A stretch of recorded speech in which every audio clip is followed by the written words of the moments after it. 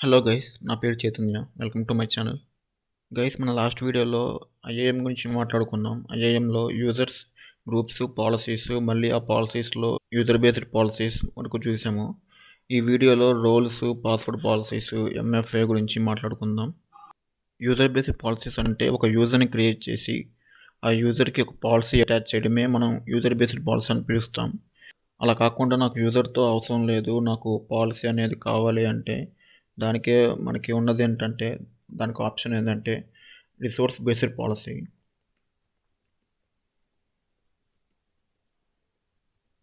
ఈ resource based policy ఏంటంటే, ఒక రిసోర్స్ నుండి ఇంకో రిసోర్స్కి వితౌట్ క్రియేషన్ ఆఫ్ యూజర్ని క్రియేట్ చేయడమే ఈ రిసోర్స్ బేస్డ్ పాలసీ అనమాట. దీన్నే మనం సింపుల్గా రోల్ అని పిలుస్తాం.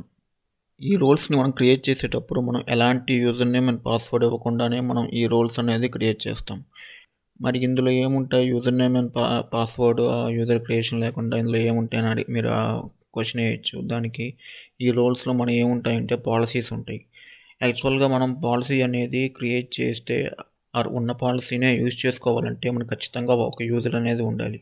ఆ యూజర్ లేకపోతే ఆ పాలసీ అనేది యూజ్ ఉండదు. అంటే పాలసీ యూజ్ చేసుకోవాలంటే ఖచ్చితంగా యూజర్కి అటాచ్ చేసి ఉండాలి. మరి నేను రోల్స్లో కూడా పాలసీలు ఉంటాయని చెప్పాను కదా. మరి ఆ policies user name and password లేకుండా ఎలా యూజ్ చేస్తారు అని మీకు ఒక డౌట్ రావచ్చు. దానికి ఈ రోల్స్లో మనకి dynamic user name and password అనేది ఉంటాయి. ఆ డైనమిక్ యూజర్ నేమ్ పాస్వర్డ్ అనేది ప్రతిసారి చేంజ్ అవుతూ ఉంటుంది. అంటే డైనమిక్ అంటే ఎవ్రీ 30 సెకండ్స్కి లేదా ఎవ్రీ 1 మినిట్కి అది చేంజ్ అవుతూ ఉంటుంది. అది మనకు కనిపించదు అనమాట. కానీ అవి బ్యాక్గ్రౌండ్లో రన్ అవుతూ ఉంటాయి. ఆ యూజర్ నేమ్ అండ్ పాస్వర్డ్ ఎక్కడ సేవ్ అవుతాయంటే మన బ్యాక్గ్రౌండ్లో ఇన్స్టెన్స్ ప్రొఫైల్ అని ఉంటుంది. ఆ ఇన్స్టెన్స్ ప్రొఫైల్లో ఈ రోల్స్లో ఉన్న యూజర్ నేమ్ పాస్వర్డ్ ఇక్కడ సేవ్ అవుతాయి అన్నమాట. ఇది మనకు కనిపించదు. ఆ బ్యాక్గ్రౌండ్లో ఏడబ్ల్యూఎస్ వాడే ఇన్స్టెన్స్ ప్రొఫైల్ క్రియేట్ చేసి ఆ ప్రొఫైల్లో యొక్క యూజర్ క్రెడెన్షియల్స్ అనేది ప్లేస్ చేస్తాడు. సో దీనివల్ల యూజర్ క్రెడెన్షియల్స్ అనేది మనం యూజ్ చేయాల్సిన పని లేదు. అండ్ అలాగే ఆ యూజర్ క్రెడెన్షియల్స్ అనేది మనం స్టోర్ చేయాల్సిన అవసరం కూడా ఉండదు. సో ఇది రోల్స్ గురించి ఒక బ్రీఫ్ ఎక్స్ప్లెనేషన్. ఇప్పుడు ఈ రోల్స్ ఎలా క్రియేట్ చేస్తాం అనేది చూద్దాం. నేను నా కన్సోల్లోకి లాగిన్ అవుతున్నాను. సో ఇది గైస్ నా ఐఐఎం ఏడబ్ల్యూఎస్ కన్సోల్. సో ఇక్కడికి వెళ్ళిపోయి ఇక్కడ రోల్స్ అని ఉంది కదా, దాని మీద క్లిక్ చేయండి. ఇది కొంచెం కింద డ్రాగ్ చేసేస్తే ఇది మనకి డిఫాల్ట్ రోల్స్ అనమాట, ఏడబ్ల్యూఎస్ వాడు ఇచ్చినాయి. ఇప్పుడు మనం క్రియేట్ చేద్దాం ఒకటి రోల్ అనేది. సో ఫస్ట్ మనం క్రియేట్ చేశాక ఇక్కడ ఏ సర్వీస్ నుంచి ఏ సర్వీస్కి రోల్ చేయాలని అడుగుతుంది. సో మనం ఇక్కడ ఒక సర్వీస్ అనేది సెలెక్ట్ చేసుకోవాలి. సో నేను ఇక్కడ EC2 సెలెక్ట్ చేస్తున్నా. EC2 సెలెక్ట్ చేసి కొంచెం డ్రాగ్ చేయండి. EC2 కాకుండా మీకు ఇంకేదైనా సర్వీస్ సెలెక్ట్ చేసుకోవాలంటే ఇక్కడ సెలెక్ట్ చేసుకోవచ్చు. డ్రాగ్ చేసేసి కింద నెక్స్ట్ కొట్టండి. ఇక్కడ పాలసీ అడుగుతుంది, మన పాలసీ అని అటాచ్ చేయాలి. EC2 సెలెక్ట్ చేసాం కదా, ఇప్పుడు మనం S3 చేద్దాం.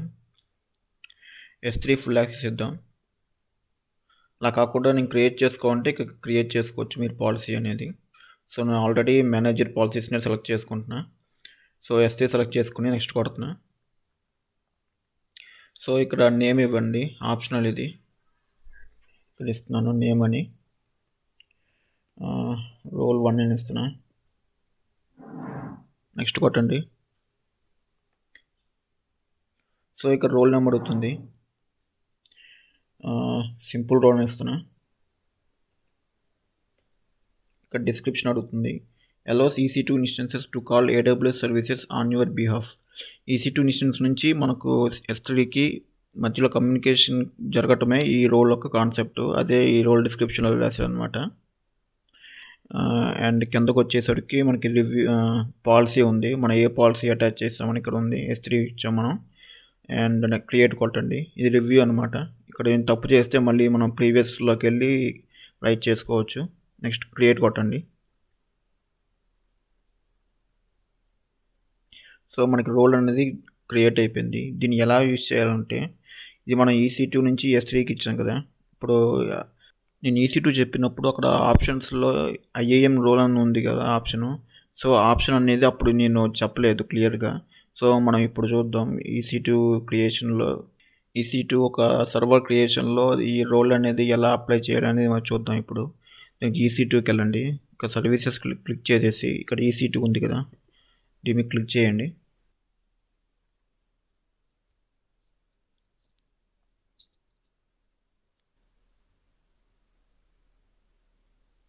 So instances, launch and instance.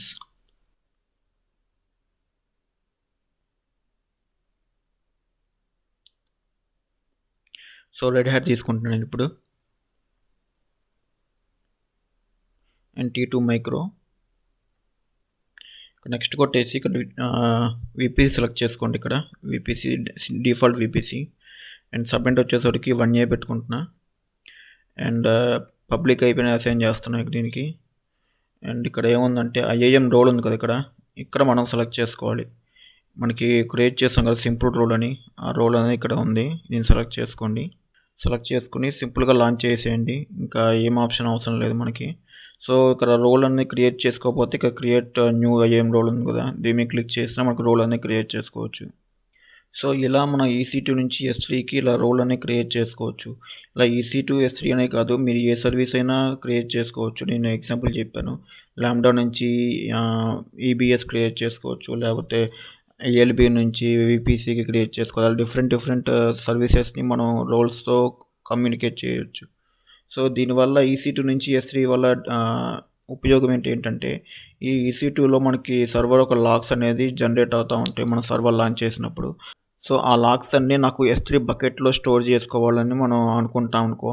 So అప్పుడు మనం ఇలా రోల్ అని క్రియేట్ చేసి ఆటోమేటిక్గా సర్వర్ యొక్క లాగ్స్ అనేది S3లోకి ట్రాన్స్ఫర్ అయిపోతాయి అన్నమాట. ఇది ఎలా ట్రాన్స్ఫర్ అవుతాయంటే లాగ్స్ క్రియేట్ అయిన ఒక 15 minutesకి మన S3 బకెట్లోకి ట్రాన్స్ఫర్ అవుతాయి. సో ఇలా ఒక యూజర్ని క్రియేట్ చేయకుండానే ఒక సర్వీస్ నుంచి ఇంకో సర్వీస్కి కమ్యూనికేషన్ అనేది ఇలా జరుపుకోవచ్చు మనం. నెక్స్ట్ వచ్చేసరికి మనకి పాస్వర్డ్ పాలసీస్ ఉన్నాయి.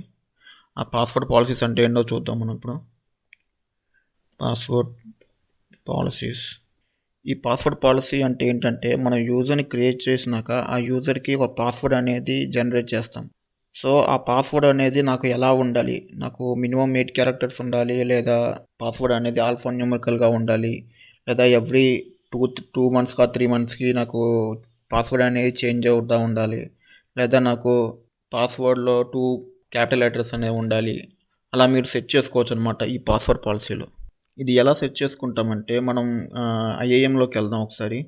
ఈ IAMలోకి వెళ్ళి ఇక్కడ ఇక్కడ ఏముందంటే మనకి ఇక్కడ అకౌంట్ సెట్టింగ్స్ అని ఉంది కదా, దాని మీద క్లిక్ చేయండి.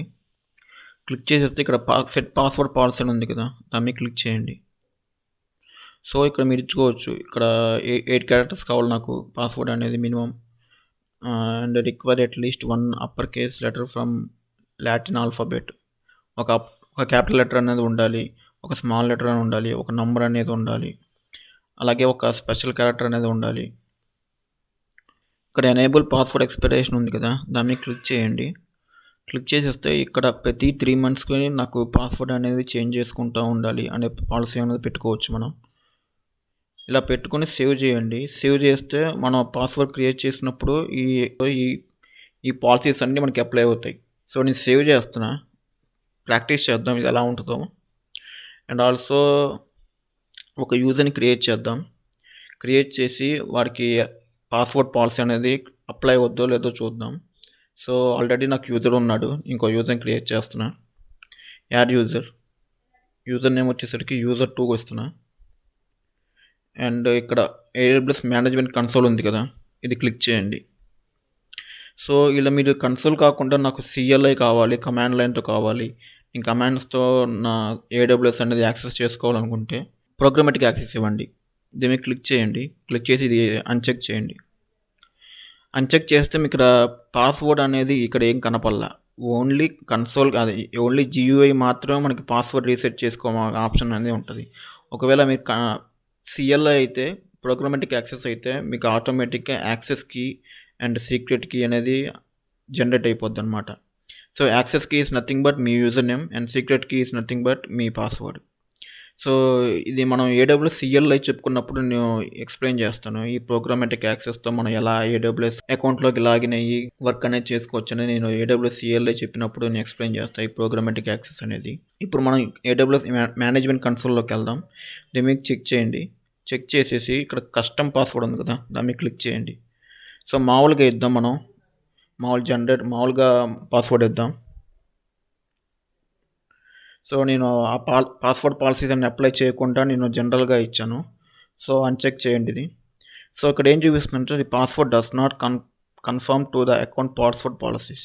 సో, మనం పాస్వర్డ్ పాలసీ సెట్ చేసాం కదా! ఆ పాస్వర్డ్ పాలసీ అనేది మనం పెట్టిన పాస్వర్డ్‌కి మ్యాచ్ అవ్వలేదు. So, it must contain upper case letter and special character and alphanumerical ఉంది కదా! సో, ఒక నంబర్ అనేది ఉండాలి. అలాగే ఒక క్యాపిటల్ లెటర్ ఉండాలి. లేదా ఒక స్పెషల్ క్యారెక్టర్ ఉండాలి.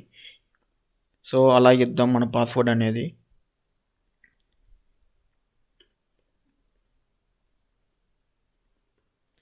సో, ఇలా వచ్చింది కదా! ఇలా వచ్చేసి దీని మీద క్లిక్ చేస్తే ఇప్పుడు మనకేం రాలా. సో, మన పాస్వర్డ్ పాలసీ అనేది అప్లై చేసాం ఇప్పుడు. సో, అలా అప్లై చేసి నెక్స్ట్ కొట్టండి. సో, గ్రూప్ అడుగుతుంది. నేను డెవలప్‌మెంట్ గ్రూప్ ఇస్తున్నాను. అండ్ ఆల్సో ఎగ్జిస్టింగ్ పాలసీస్ అని ఉంది కదా! దీంట్లోకెళ్ళేసి if you are changing permission types the information enter will be lost are you sure? Yes. So, ఇక్కడ ఏమిస్తున్నానంటే నేను S3 ఇస్తున్నా. S3 ఫుల్ యాక్సెస్ ఇస్తున్నా ఈ యూజర్‌కి. ఇచ్చేసి నెక్స్ట్ కొట్టండి. ఇక్కడ నేమ్ ఇక్కడ ట్యాగ్స్ ఏదైనా కావాలంటే ఇవ్వండి. ఆప్షనల్ ఇది. అండ్ నెక్స్ట్ కొట్టండి. సో, రివ్యూ అడుగుతుంది మనకి. యూజర్ నేమ్ వచ్చేసరికి user and AWS access type వచ్చేసరికి console access and console password type custom password and require password reset yes కొట్టాం. సో, మనం నో కొట్టాలి. ఎస్ కొట్టేసాం. ఇది మార్చుకుందాం ఇప్పుడు.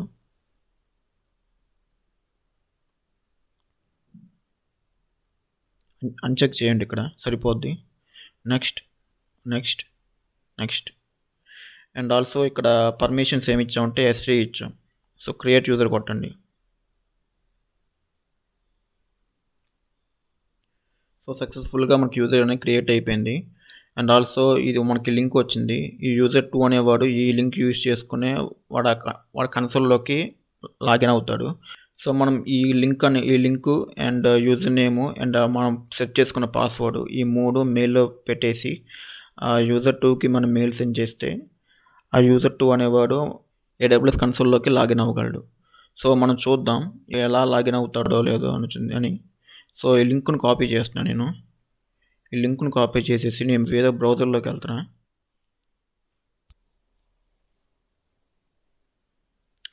సో, ఇక్కడ చూస్తున్నారు మీరు అకౌంట్ ఐడి ఇక్కడ అని ఒక నంబర్ వచ్చింది కదా! ఈ నంబర్ ఏంటంటే మన రూట్ అకౌంట్ నంబర్ అనమాట. మన రూట్ అకౌంట్ నంబర్ ఐడి ఇది. సో, ఇది ఎలా తెలుసుకుంటామంటే మనం ఈ రూట్ అకౌంట్‌లోకి వెళ్ళండి. ఈ రూట్ అకౌంట్‌లోకి వెళ్ళిపోయి ఇక్కడ మీ యూజర్ నేమ్ ఉంది కదా! దీని మీద క్లిక్ చేసేసి మై అకౌంట్ ఉంది కదా! దాని మీద క్లిక్ చేయండి. ఇలా మీకు ఒక విండో ఓపెన్ అవుతుంది. ఈ విండో ఓపెన్ అయినాక మీకు ఒక అకౌంట్ నంబర్ అనేది చూపిస్తుంది. సో, ఇది నా అకౌంట్ నంబరు. నా రూట్ అకౌంట్ నంబరు. సో, ఈ రూట్ అకౌంట్‌లో నుంచి నేను ఒక చైల్డ్ అకౌంట్ క్రియేట్ చేశా కాబట్టి ఆ రూట్ అకౌంట్ నంబర్ చూపిస్తుంది ఇక్కడ. సో, ఇది ఎలియాస్ నంబరు. కావాలంటే ఈ నంబర్ బదులు మనం మన పేరు గానీ, మన కంపెనీ పేరు గానీ, మన పేరు గానీ ఇవ్వచ్చు. ఇక్కడ ఎడిట్ ఉంది కదా! ఇలా ఎడిట్ కొట్టేసి మన పేరు అనేది ఇవ్వచ్చు. అండ్ అక్కడ అలా ఇస్తే ఇక్కడ నంబర్ బదులు మన పేరు అనేది చూపిస్తుంది. లేదా మీ ఆర్గనైజేషన్ నేమ్ అనేది చూపిస్తుంది. ఇక్కడ యూజర్ నేమ్ వచ్చేసరికి user user name and password set చేసాం కదా! ఆ పాస్వర్డ్ ఇక్కడ ఇవ్వండి.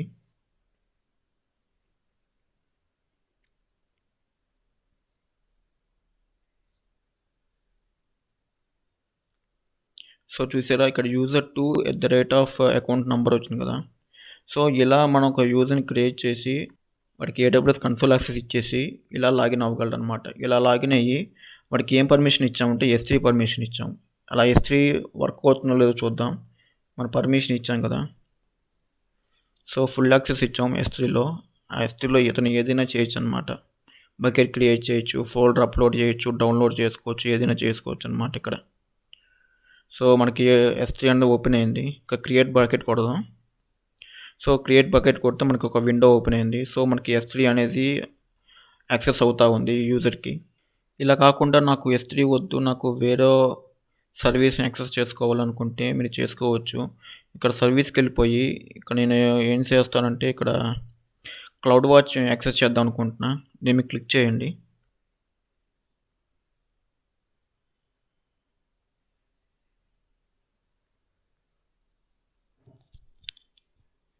సో ఇది గైస్ మన క్లౌడ్ వాచ్ కన్సోల్.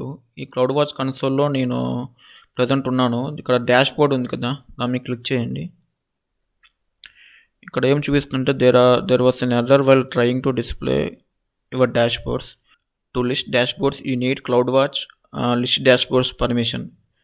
సో ఇక్కడ మనకి ఏం చూపిస్తుంటే మనకి క్లౌడ్ వాచ్ డాష్ బోర్డ్ చూడడానికి పర్మిషన్ లేదని చూపిస్తుంది. సో ఇంకోటి చూద్దాం. ఇక్కడ బిల్లింగ్ ఉంది కదా, ఈ బిల్లింగ్ చూద్దాం.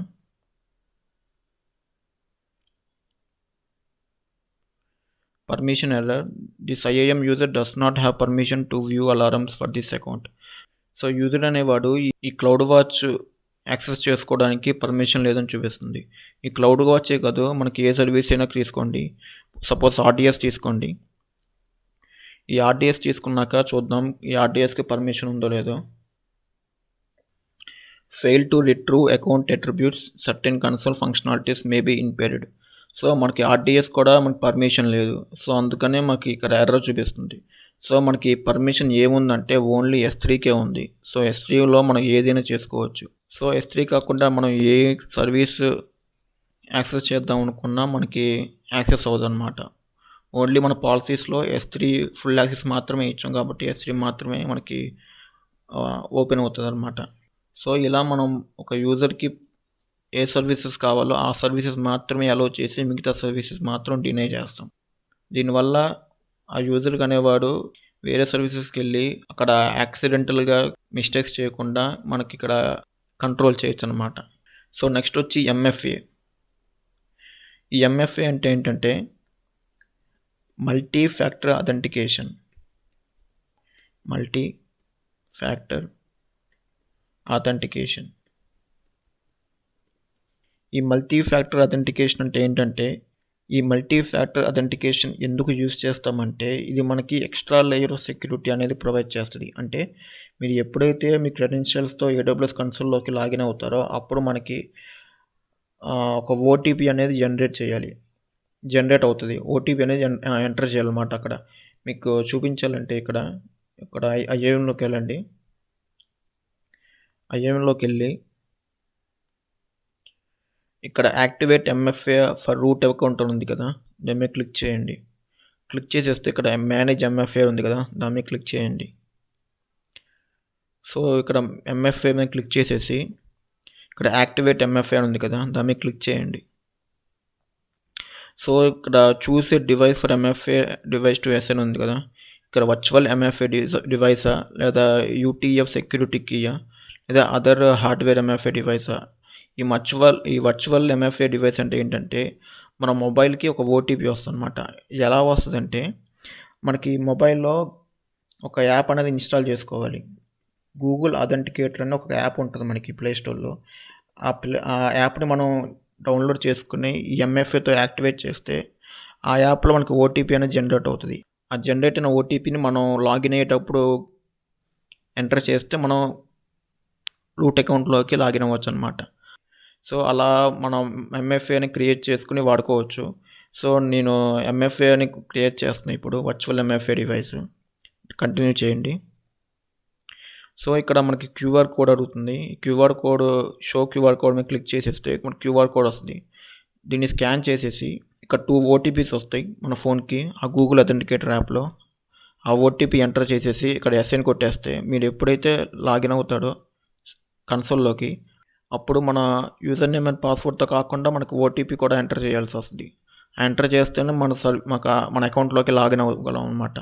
సో ఇలా మాకు MFA అనేది ఎక్స్ట్రా లేయర్ ఆఫ్ సెక్యూరిటీ అనేది ప్రొవైడ్ చేస్తుంది అనమాట. దీనివల్ల మన అకౌంట్ అనేది హ్యాక్ అవ్వకుండా ప్రొటెక్ట్ చేస్తుంది MFA. సో ఇది గైస్ ఒక IAM ఒక కంప్లీట్ ఎక్స్ప్లెనేషన్.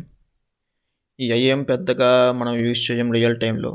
ఎప్పుడైతే ఒక యూజర్‌ని క్రియేట్ చేయాలనుకుంటే ఎప్పుడైనా మన ఆర్గనైజేషన్‌లో కొత్తగా ఎవరైనా జాయిన్ అయితే అప్పుడు మనం ఈ ఐఏఎం అనేది యూజ్ చేస్తాం. ఒక యూజర్‌ని క్రియేట్ చేసి ఒక గ్రూప్‌లో పెట్టి పాస్వర్డ్ సెట్ చేసి ఎవరికి ఏ పర్మిషన్స్ ఇవ్వాలో మనం అసైన్ చేసి వాడికి హ్యాండ్ ఓవర్ చేస్తాం. దానికోసం మనకు ఐఏఎం అనేది రియల్ టైమ్‌లో యూజ్ చేస్తాం. సో వీడియో నచ్చినట్టయితే లైక్ ఇవ్వండి, సబ్స్క్రైబ్ చేసుకోండి. అండ్ మీకు ఏమైనా డౌట్స్ కానీ క్వశ్చన్స్ కానీ ఏదైనా ఉంటే కామెంట్స్లో పెట్టండి. మళ్ళీ మనం నెక్స్ట్ వీడియో క్లౌడ్ వాచ్లో మాట్లాడుకుందాం. Thank you.